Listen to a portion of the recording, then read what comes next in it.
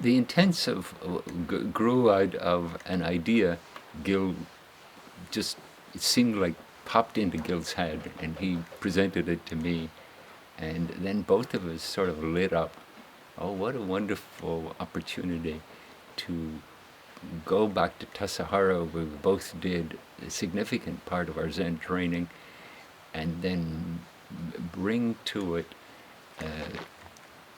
a refreshed version of what it is to do Zen practice, and then have this wonderful, beautiful setting of Tassajara to do it, and in the process re-examine and rejuvenate the forms of Zen, and create an atmosphere, and within that atmosphere allow people to discover their relationship to these Zen forms that have, at Tassajara, we've now engaged for almost 60 years.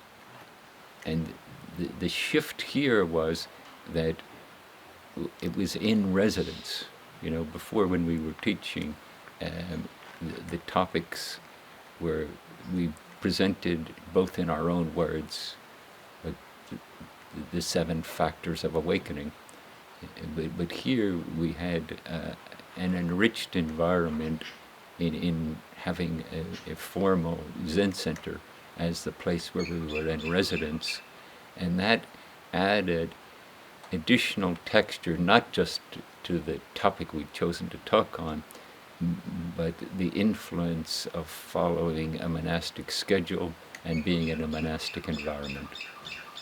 I was quite inspired to be able to come back to Tassajara, to be supporting Zen practice and participating in Zen practice here at my home temple, where it's such an important place, formative place for me as a person in the Dharma.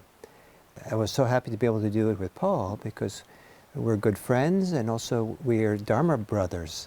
And we've kind of been exploring and teaching the Dharma together for many years now, and it's been very rich and wonderful. And the idea of this collaborative approach of teaching is something that I think is really beneficial for us as practitioners and teachers, and I think it's really beneficial for the people who have come to study with us or practice with us. And then to come back here to do it here. And I thought my original vision was we were going to come down here and do straight Zen. And then Paul, being a little bit maybe mischievous or something, he said, "No, Gil, you teach the Theravadan side." And I said, "Wait, this is my chance to come and teach Zen." But so I said, "Okay, but I want to do it, the Theravadan teachings in a way that really support Zen practice. And because this is what this place is about." So that's what I've tried to do. And as I was here, I was struck to how much overlap and how much similarities and how much commonality there is with these early teachings and with Zen. And it was such a delight to be able to teach it here. When you practice the Dharma, there's always going to be a tremendous amount of similarities between whatever Buddhist traditions you're practicing, because every Buddhist practice is contending with or working with the human heart, the human mind, and what we bring to it. You know, we bring the same variations of greed, hate, and delusion, and attachment and clinging. We experience, to some degree, the same kind of freedom from being caught in our attachments or defined by our attachments. And so we're all kind of contending and working with the same things and celebrating the same things and recognize the same things and mirroring so much of the same things. Every Buddhist tradition has people awakening to compassion in some way or other, or caring for each other in some way. And this idea that it's available for people in all the different circumstances, all the different backgrounds, all the different conditions that come with them, and all the different ways that people are in the world, I think is something we want to deeply have available through Buddhism. To some degree in this intensive, we've had to kind of find a way, because it didn't require everyone to have a prior experience in in Zen. And it's a little unusual to come into an intensive Zen environment without prior training in Zen and contact with it. So that was also part of the richness, and to figure out how to make everyone feel at home and everyone feel connected and find benefit from this. In the very title of the intensive, the practice of awakening, there's an interesting tension that we didn't explore too much explicitly, but certainly we did implicitly, that the practice of awakening is, to my mind, very much a Zen notion, that we enter the moment, and within the moment we engage the process of being awake, and we express it through the moment. And when I think of Vipassana, which in Asia would be a style of meditation, a method of meditation, and in the West has become a school of Buddhism. And then in contrast to that, which it's in a relatively new school of Buddhism, maybe we could say 50 years old. And then in contrast to that, the Zen school has matured over probably 1,500 years. And as such, which has become just come up for me in the last week or so, that the Zen school will have more iconography in its imagery. Like I find myself thinking of the one body of Buddha in relationship to generosity, and how that expresses itself in the Zen school. And I would echo what Gil was saying, but each practitioner is inevitably relating to the fundamental human condition, the desire to get what we want and the aversion of getting away from what we don't want. And that is the common ground, and then I find the mix of both traditions enlivening. Like in a kind of wonderful way, I thought of, I wonder, was this how it was for Suzuki Roshi? I wonder, was he thinking, look at this emerging beginner's mind, and look how generative it is, and look how these new practitioners who don't have a long history in Buddhism and its ideas, they don't have the sophisticated approach of 1,500 years. They have this wonderful, immediate beginner's mind. It became more apparent to me as the intensive continued that, in a way, we were reenacting the beginning of practice at Tassajara. We were not taken as given, we always do it like this. We were just saying, here's the schedule, and let's explore what kind of compliance or investment in the schedule, or what kind of participation in the schedule makes sense for you. And like renewing it, we're not assuming anything about the deeper infrastructure of how the practice is going to be, that we're going to let it emerge. And I thought, this was how it was when Suzuki Roshi started out. So I'd like to add some thoughts to what Paul just said, that this practice of awakening, which was in the background for the context for this practice here, is that one of the marvelous things that emphasized in Zen training, Zen practice, is that Zen practice is allowing something to be enacted, something to be that the practice is not just sitting and knowing, sitting and being aware, but sitting and being aware in such a way that something emerges out of us and acts in the world, lives in the world, participates in the world, and that awakening is expressed in the world, in how we live our lives, and it's manifested. Something's manifested. I learned at Zen Center that a Dharma talk was not information. A Dharma talk is a manifestation of the Dharma teacher's understanding of what the Dharma is. And so that's a very kind of expression. In the insight meditation tradition that I'm part of, it's a wonderful tradition. Of course, I'm happy in it. And there, the emphasis more is not the enactment of awakening, but the discovery of the awakening, or how in the field of awareness there is awakening. And so it lends itself to kind of de-emphasizing the role of expression and action and how we are in the world, moment by moment.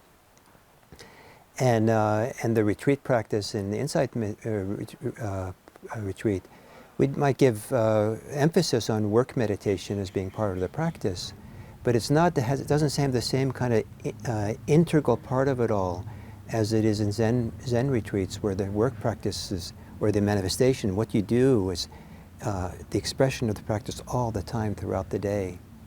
And so to bring these two together, so that the people who are practicing awakening through the Vipassana practice can really understand how it's possible to enact it and live it and manifest it, is a great joy for me, and a delight to come here and have that be kind of the influence on this insight tradition.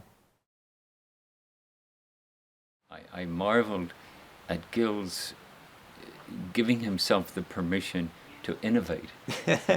Like that beautiful ceremony he just cooked up in the work circle. We'll just do this, and then we'll do this. And my own inclination, when I come to Tassajara, I have a large binder of how the different ceremonies are supposed to happen. And I have like several copies of, here's the closing ceremony we did in 2014, and here's the closing ceremony we did in 2017, and then Gil just comes along and says, I'll just make something up. And it had that wonderful freshness to it, and I find myself contrasting it to, let's do exactly how we usually do it, in veneration to the tradition, and then like a Shakespeare play, in the middle of engaging it just as it's written to be engaged, discovering a heart, like making it authentic and owning it in the moment. And I find the contrast between the two very stimulating and deeply informative. Well, I witnessed you stepping out of the usual Zendo forms, free, in a beautiful way, in a kind of free way, and a caring way, when you kind of broke the forms for yourself, how we were supposed to be in there, how usual, in order to care for one of the people in the hall. And it was just so kind of inspiring for me to see that it's almost like you perfected the form of compassion and care in breaking the strict forms. Yeah. And then when that was done, you went back to the usual way, and that was beautiful to see. And it reminds me of Suzuki Roshi saying, sometimes we break the precepts to uphold the precepts, and I think it works with the forms. Sometimes we break the forms to uphold the form. Yeah. And I think that authenticity, my sense was that the participants in the intensive were nourished and inspired by the authenticity of what was happening. Whereas if we'd been rehearsing the ceremony, so we got it just right. I don't think it would have been as inspiring and as deeply informative about the heart of practice as it was. Nice, very nice, Paul. And for me, this has been many, many years since I've participated in as a priest in the ritual forms here, and so to say it mildly, I was very rusty, and also some of the forms have changed since they were I had body memory of forms in the past, and so for me to have to kind of remember and what I was supposed to do was a wonderful challenge, not to get it right, which I try to do, but a wonderful challenge to stay free in the middle of it. To be sincerely dedicated, try to do it right, but to not be caught in the rightness or the wrongness or the that somehow I don't know, I'm a lousy priest because I didn't know when to bow or whatever it was. Yeah. But just okay, how do I be free now that I had us all starting to bow before we were supposed to, and Paul was very gracious and kind of helped me, support me in that kind of freedom to just kind of keep finding our way with and it felt fresh for me to not know the form so well, and to have this combination of freedom and forms there in that awkwardness. And it has left me with a lovely dilemma, because now shall I return when I come back for a more formal practice period?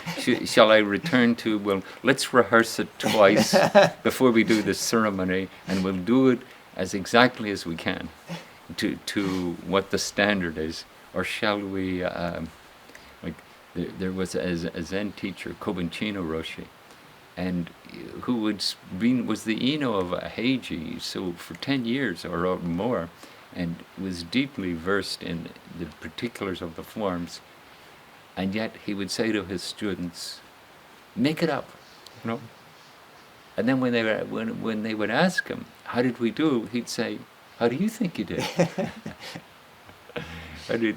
Now it makes, after this intensive, it sort of makes a deeper sense to me. Oh, he was exploring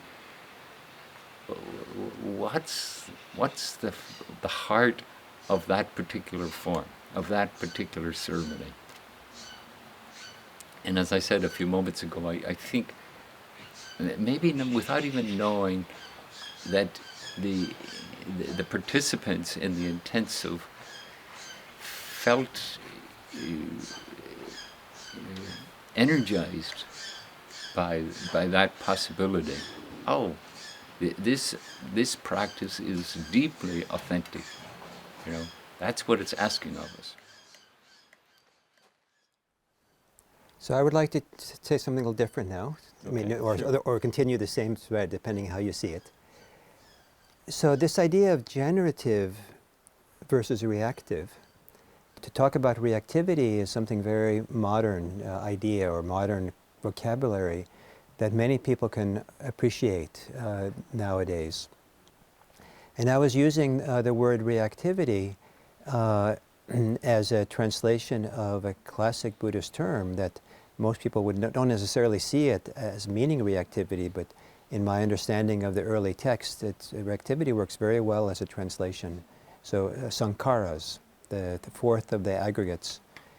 And so the idea was to address something that people are struggling with in this life, and this modern life, and the amount of reactivity they have, where they're kind of triggered, kind of an automatic pilot, their attachments, their habits, their obsessions, their fears, all these different things that brings a tremendous amount of distress to their lives and to other people's lives. And so to kind of spend some time talking about that and how to get the handle on it, how to practice with it, how not to be caught by it, so that a different source of motivation, different source of action in the world can be born or can arise. At the intensive, I called that number of different words. I called it generative. I also called it gestational, because it was there the ancient language for this kind of source of how we live in the world is yoniso, manasikara, which means the inner activity that comes from the womb. And maybe in the ancient world, womb, they use the word womb the way maybe a modern English audience would use heart. So coming from the heart or coming from the womb, that is a very different source within us than the reactive source. And I like to think of this as a responsive source coming from deep within, as opposed to the surface of a lot of concepts, ideas, memories, and to emphasize the value of this gestational source as as kind of how the Dharma flows through us, how the Dharma lives in us, so that the freedom we discover through this practice is not just sitting, on your couch free and nothing happened, you don't do anything, but rather it's a freedom that allows for some of the most beautiful qualities of ourselves to come forth and be abundant, and to come out of us and meet the world with, and that's inspiring. For me, one of the little representations of this had to do with my wonderful way of not succeeding in the forms. So, in the course of the 3 weeks, I finally more or less got the forms in the Zendo accurate. And then the culmination of this kind of not doing the forms right, I was supposed to be doshi twice, to lead the services for noon service and afternoon service. And I completely forgot to even be there for that as a doshi. I showed up as a practitioner, was in the Zendo for it. And so Paul luckily saw that I wasn't showing up. So Paul showed up, and I didn't even know that he was showing up for me. I stood there and watched him go through it, and it was very nice. And then and at some point after supper, I realized, oh, wait a minute, I was supposed to be the doshi. So I was so grateful for Paul. So I did not go to Paul to apologize, which I could have done. What I did was I went and thanked him. Mm. And the difference between an apology and a thanks is profound. And the apology is sometimes beautiful and profound and comes from this beautiful generative place. It could also come from a reactive place, and poor me, and I did something wrong, and I need to kind of feel bad and kind of go and get down on my knees in front of Paul and and get a benediction or something. But that doesn't feel free to me. But I felt I needed to be acknowledged, and I just felt this beautiful feeling of, I felt sorry that I missed what my job was, but I just felt that what was generating was to go to Paul and be delighted and appreciative of Paul and his capacity to notice there was something off, and to fill in so kind of selflessly. He didn't say anything to me. He didn't make me feel bad and say, Gil, do you realize that what you did? He didn't. He just made space and let it be. And so out of that, my kind of this deeper place, I just felt thankful. I felt grateful. I felt inspired. And that's what I expressed to Paul, was thank you. And then for my part, I was as I said to you, I was standing there, and I could see the whole way down to your cabin. Yeah. And I was saying to the Jiko, well, he still has 2 hits of the Densho to get here. So let's see if he does. And then you didn't, and I thought, there's no need to mention this. It's just how it is. We will just go ahead and we will do the ceremony, and it never occurred to me to even say anything, interestingly. And then when you said, when you greeted it in a kind of grateful, but as I sometimes say to the students, we'll make mistakes, but we haven't done anything wrong.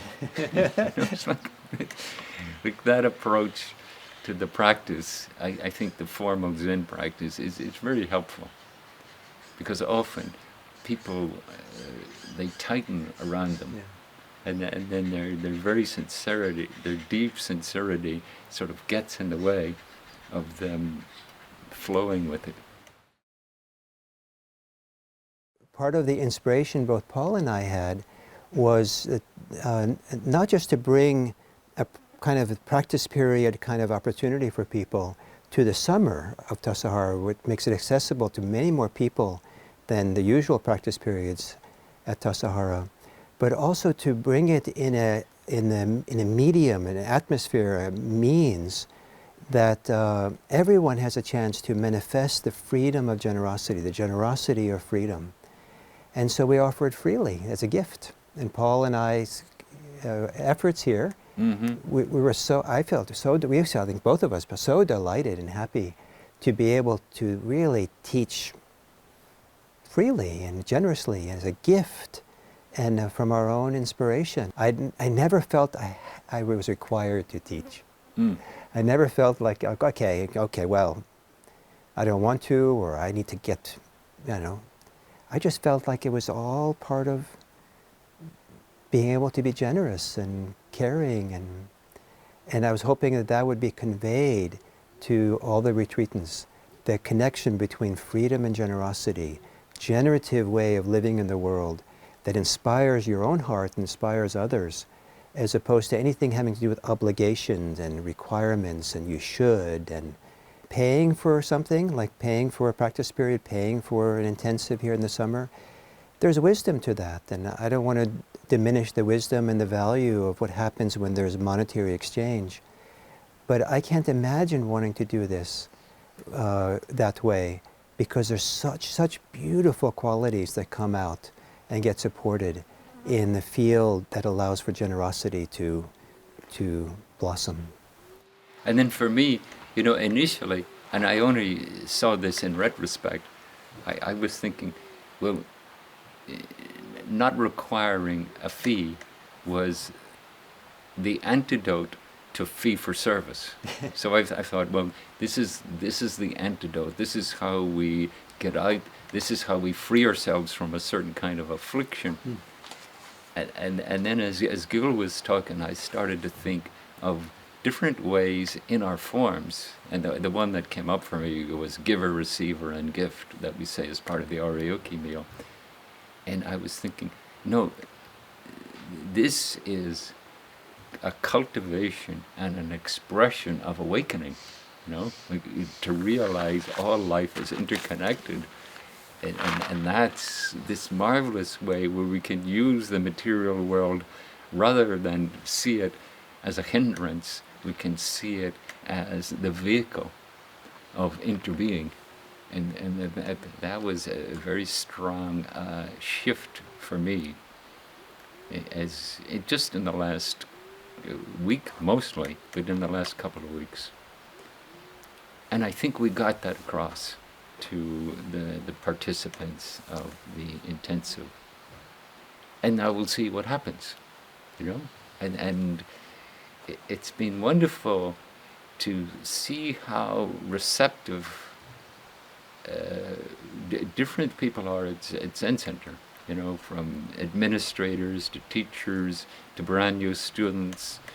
There's a receptivity. And so I'm fascinated to see, where do we go with this? Will we fall back on, but we have these bills to pay, and we've got to get the money to pay them, or will we sort of trust a certain generous dynamic that something will arise?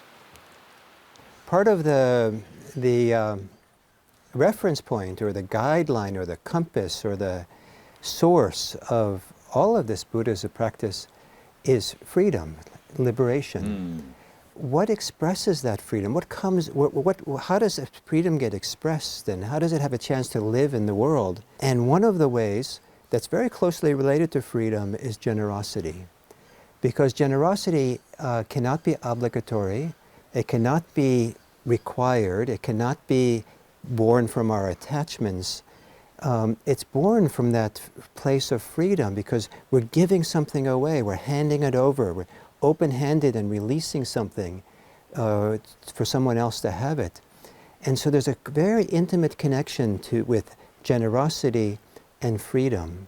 In fact, in the early tradition, there's a number of words related to the attainment of liberation and liberation. And it turns out that those, like I can think of 3 or 4 of those words that have the double meaning of release, letting go, relinquishment, and they mean generosity.